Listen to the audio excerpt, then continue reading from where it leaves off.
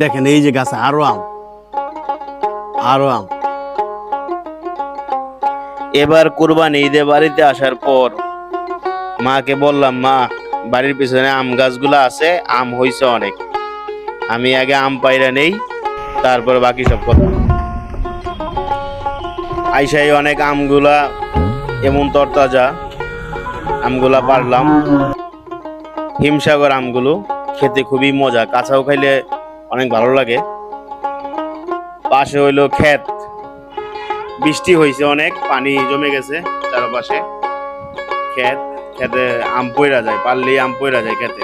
এই দেখুন আমগুলো, মানে লোভনীয় একটা তাজা আম, খাইতেই মন চাইবো দেখলে। আমি আর ভাই কথা বলতেছিলাম, ভাই কই আম তো পারতেছস, সব তো পানিতেই পড়তেছে। আমি কই পানিতে পড়ুক, পানিতে পড়লে ওরা ধরে লওয়া যাইব। গ্রামের পরিবেশে আর কি এরকম মজাটা খুবই কম হয়, কারণ অনেকদিন পরে বাড়িতে যাই, গেলে তখন এই আনন্দের উপভোগটা করি।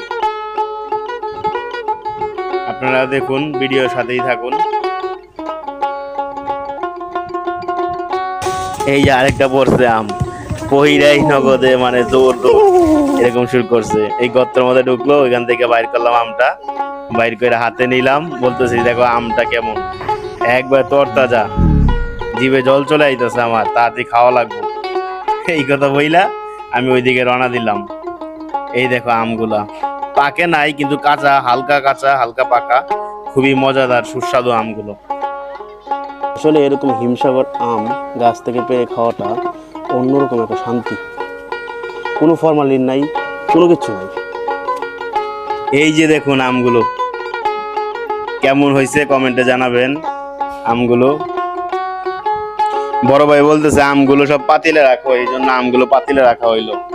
এই যে আম নিলাম হাতে, বিসমিল্লাহ কয়ে খাওয়া শুরু করলাম। মানে এত স্বাদ, তো মজা, মানে আপনি যদি না খান তাহলে বুঝবেন না। গাছ থেকে এরকম পাকা আম পেড়ে খাওয়াটা অস্বাভাবিক মজা, কল্পনা করতে পারবেন না এত স্বাদ। আমি আনন্দ উপভোগ করতেছি, প্লাস খাচ্ছি। এই যে খাইতেছি, খুব কঠিন, মানে এরকম শান্তি আম আপনি যদি গাছ থেকে না পেরে খান, হিমসাগর আম, তাহলে কখনো বুঝতে পারবেন না যে আমের স্বাদ এত মজা, এত মজাদার আম।